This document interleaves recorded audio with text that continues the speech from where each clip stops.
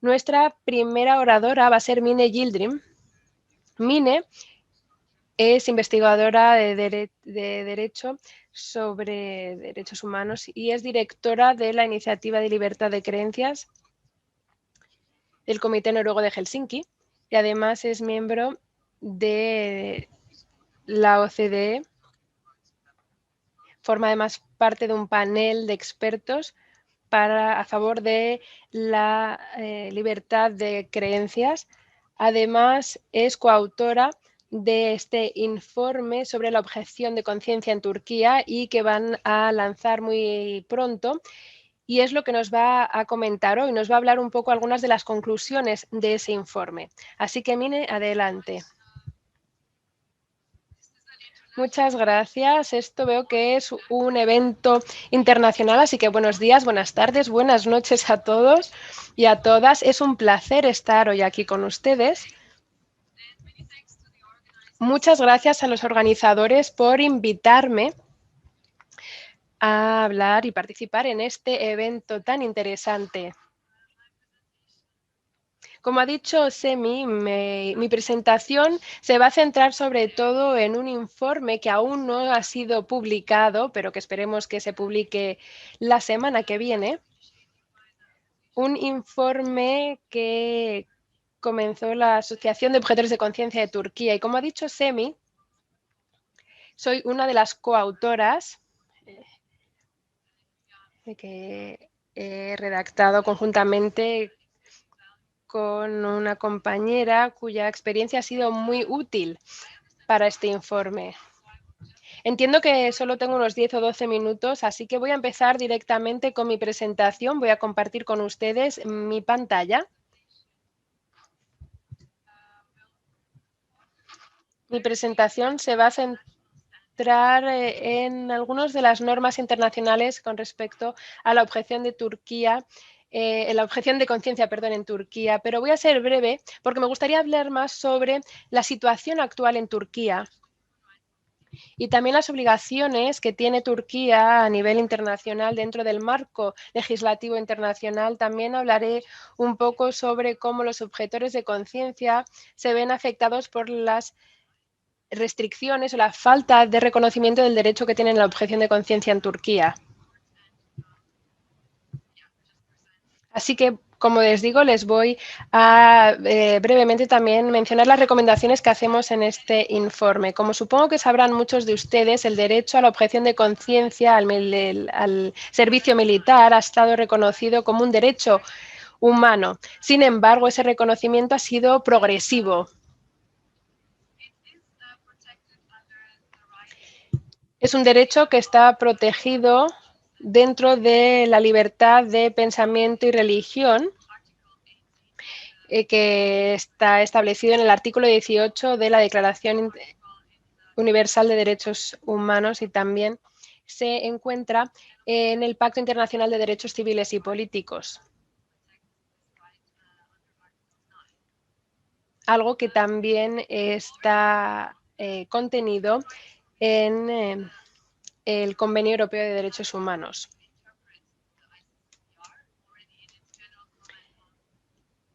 Sí que es verdad que hay libertad de interpretación del Pacto Internacional de Derechos Civiles y Políticos porque se dice que no se refieren directamente a un derecho a la objeción de conciencia, pero el comité sí que cree que ese tipo de derecho se puede sobreentender del artículo 18.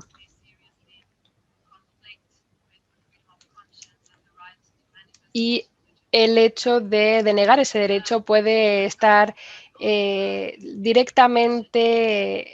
chocar directamente con la libertad de pensamiento, de religión y de conciencia. Hubo un caso, el caso de Jun et al. En contra de la República de Corea y ahí se sentenció que el derecho a la objeción de conciencia era efectivamente un derecho que se contenía en el artículo 18 de dicho pacto. Sin embargo, el comité analizó esa situación y estableció que esa vez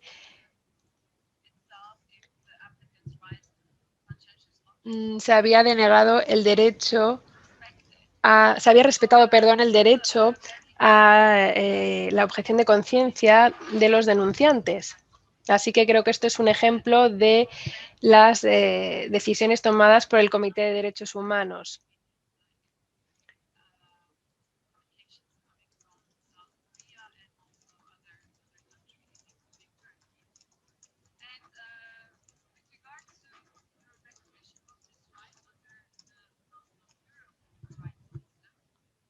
Dentro del sistema de la Unión Europea, el Tribunal Europeo de Derechos Humanos siguió un poco la estela del Comité de Derechos Humanos de las Naciones Unidas.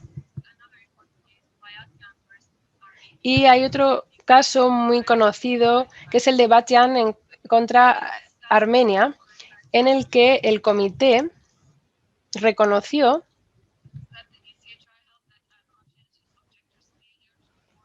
que el Convenio Europeo de Derechos Humanos del Consejo de Europa había reconocido, no, perdón, no había reconocido el derecho a la objeción de conciencia que debería garantizarse bajo el artículo 19.1 y ser una persona un objetor de conciencia que era testigo de Jehová. Así que en ese caso también se reconocía la objeción de conciencia de pacifistas y de antimilitaristas. Por ello reconoció el derecho basándose en causas filosóficas.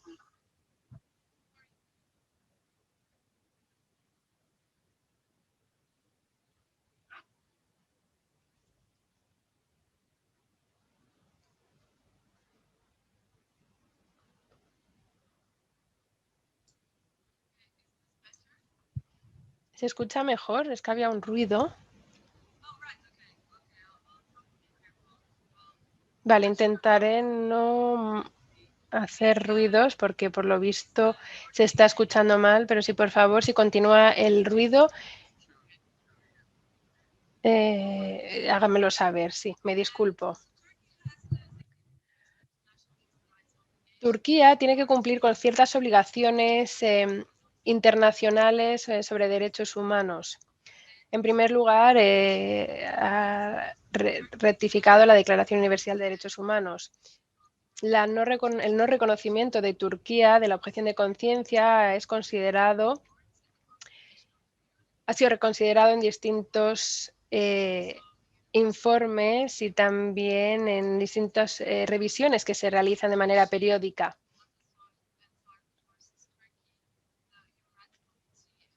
Por ejemplo, también en el caso de Atasoy y Sarkut en contra de Turquía, se estableció que se había violado ese derecho. Luego el grupo de trabajo de las Naciones Unidas sobre las detenciones arbitrarias también estableció que en el caso de Ulke y Savda se habían violado ciertos derechos. Por ello, Turquía en numerosas ocasiones el caso de Turquía ha sido revisado en numerosas ocasiones por las Naciones Unidas. El Consejo de Europa también ha estudiado distintos casos presentados por distintos objetores de conciencia, no solo de testigos de Jehová, sino también de pacifistas. Y el Comité de Ministros del Consejo de Europa ha establecido que todos estos casos se pueden incluir bajo el grupo de Ulke. Tal vez luego les mencione eso un poco más, pero vamos a pasar a la siguiente diapositiva.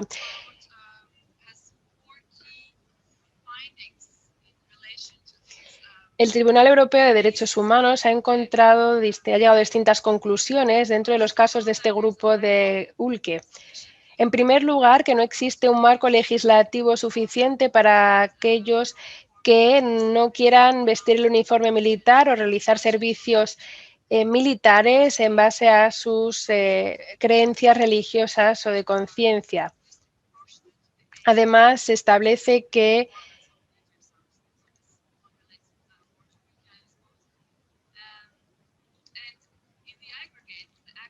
que los actos llevados a cabo suponen un tratamiento degradante para las personas y por lo tanto supone la violación del artículo 3. Otra conclusión principal a la que llegaron es que existe una falta de un proceso accesible y efectivo que pueda ayudar a los objetores de conciencia para que establezcan si tenían derecho al estatus de objeción de conciencia o no, y por ello se suponía que era una violación del artículo 9. En tercer lugar, se estableció que había una falta de que el hecho de que no exista un servicio alternativo en Turquía puede tener graves consecuencias para los objetores de conciencia, porque no existe ningún tipo de exención y esto conlleva graves consecuencias penales para los objetores. Otro problema grave es el hecho de que no exista un servicio alternativo. Y esto está relacionado con solo algunos de los casos de objetores de conciencia. Es el hecho de que los juicios que se realizan a los objetores de conciencia los llevan a cabo tribunales militares y esto es una violación de los derechos de esos objetores de conciencia. Si quieren conocer más detalles, les invito a que lean el informe que publicaremos en breve.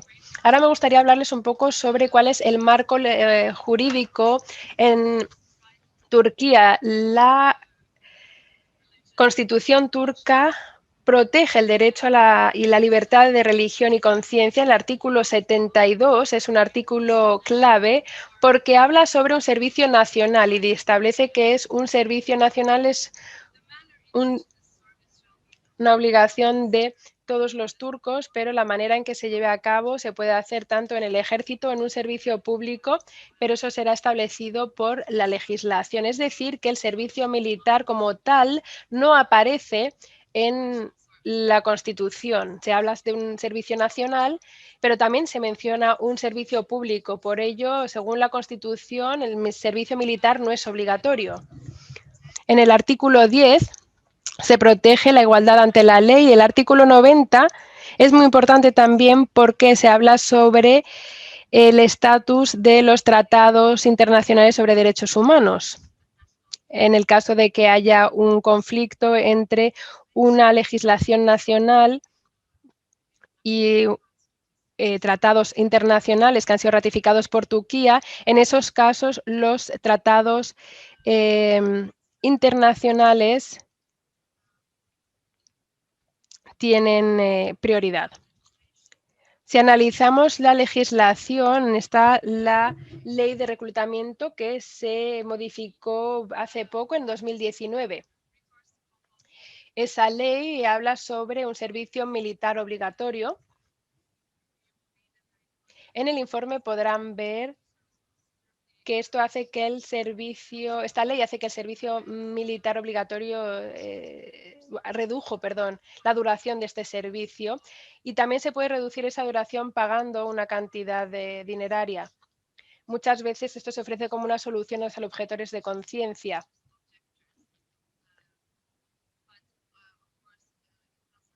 Pero, por supuesto, no ofrece un remedio eficaz a lo que reclaman los objetores de conciencia. Luego tenemos también el Código Penal Militar, que tiene una normativa muy importante porque supone la base de muchas de las medidas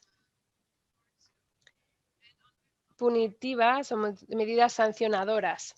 Y luego en el artículo 45 hay una normativa que establece que acciones basadas en conciencia o religión no pueden utilizarse como una excusa y no se pueden aceptar tampoco como excusa y no eximen a nadie a tener que someterse a medidas sancionadoras en contra de lo que dice el artículo 24 de la Constitución. Por ello, esta ley de reclutamiento establece la manera en que se va a realizar el seguimiento de los evasores y los desertores y cuáles son las multas administrativas que se les van a aplicar. Una vez que ya se ha establecido una multa, se sigue la legislación militar. Esto aquí veo que puede parecer complicado, pero explica muy bien cómo funciona este sistema en Turquía, cómo funcionan las medidas sancionadoras y cuál es ese proceso penal. Y nos muestra todo hasta que se llega al Tribunal Europeo de Derechos Humanos. Pero en lugar de eso me gustaría explicarles un poco cómo este proceso ha afectado a uno de los objetores de conciencia con la que ha trabajado la Asociación de Objetores de Conciencia de Turquía. KMD es un objetor de conciencia desde 2018, es un periodista que trabaja a menudo por trabajo y durante los años entre 2016 y 2021 fue detenido. Disculpe, Mine, ¿puede hablar un poco más lento, por favor? Porque si no es muy difícil para los intérpretes. Gracias. Bueno, es que ya me he extendido bastante, así que por eso iba rápido, pero bueno. Este objetor de conciencia ha sido detenido y por ser evasor en unas 50 veces mientras ha estado por viaje de trabajo o mientras estaba trabajando en Turquía. En 2 ocasiones fue detenido mientras estaba en hoteles. Entonces, lo que hace ahora es intentar no hospedarse en hoteles. Ha tenido que pagar 4.305 liras turcas por haber sido considerado evasor de reclutamiento en 2016.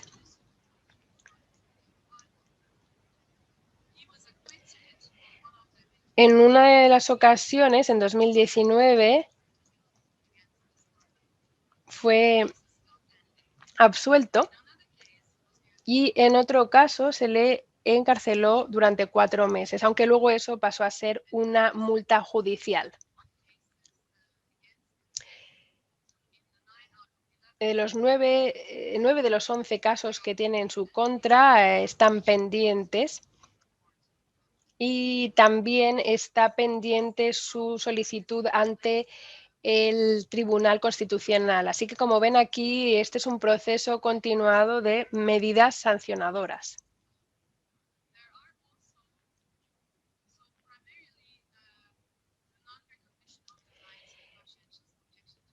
Primero, ¿cuáles son las restricciones que afectan a los objetores de conciencia? Pues primero está la participación en la vida pública, pero hay otro tipo de restricciones también que afectan a otros derechos humanos. El informe les vamos a mostrar, les vamos a dar todos los detalles, pero aquí simplemente les resumo. Por ejemplo, como digo, les afecta a la vida pública porque se les prohíbe esa participación en la vida pública y el derecho a voto. Cuando a un objetor de conciencia se le llama para que cumpla con el servicio militar y cuando no se presentan, no se les consideran desertores, su estado ante la ley cambia y de repente se convierten en evasores o desertores. Y esto afecta a cómo pueden ejercer otros derechos.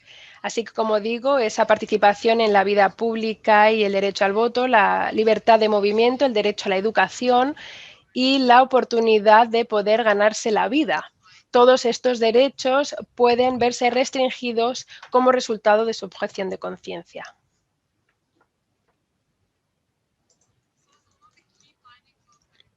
Algunas de las conclusiones claves de este informe es que la política nacional continúa estando en contra del derecho a la objeción de conciencia al servicio militar. Esa opción de objeción de conciencia no está en la agenda de las autoridades. Las medidas sancionadoras continúan. Los cambios que tal vez se puedan atribuir a los sistemas internacionales, a los mecanismos internacionales de derechos humanos y sobre todo a los resultados de informes del Tribunal Europeo de Derechos Humanos, solo han tenido un impacto bastante limitado debido a problemas en los procesos. Los mecanismos internacionales de derechos humanos continúan siendo muy importantes para la defensa continuada del derecho a la objeción de conciencia y desertores en Turquía, porque podemos decir que ellos son los que están más activos debido a que el enfoque del gobierno dista bastante de este concepto, pero por supuesto hay una falta de implementación de esos mecanismos. Esto sigue siendo una realidad. Y por último, las soluciones domésticas, nacionales, digamos, resultan poco eficientes.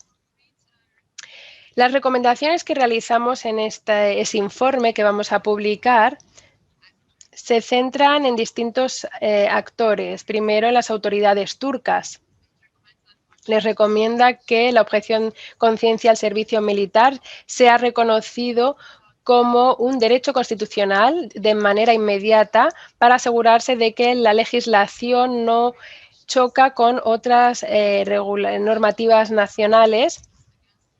También que todos los procesos penales en contra de objetores de conciencia se terminen, también que se proporcione algún tipo de recompensa y que ya no se castigue a cualquiera que tenga la convicción de objeción de conciencia, de desobediencia, de evasión, de deserción, etcétera. Se recomienda también al Tribunal Constitucional que siga la jurisprudencia del Tribunal Europeo de Derechos Humanos.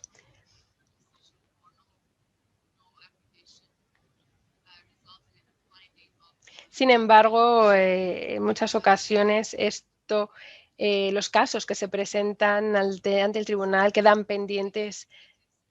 Así que se recomienda que el Tribunal Constitucional decida el resultado de todos estos casos, como digo, siempre en línea con la jurisprudencia del Tribunal Europeo de Derechos Humanos y que analice la situación al detalle para no causar más daño a los objetores de conciencia. Y por último, se recomienda que los mecanismos de control de derechos humanos a nivel internacional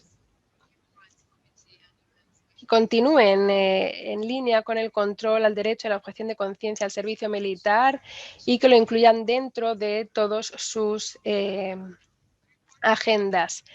Siento haberme explayado tanto, pero bueno, el informe es bastante largo, bastante complejo y creo que esta información es bastante importante. Gracias.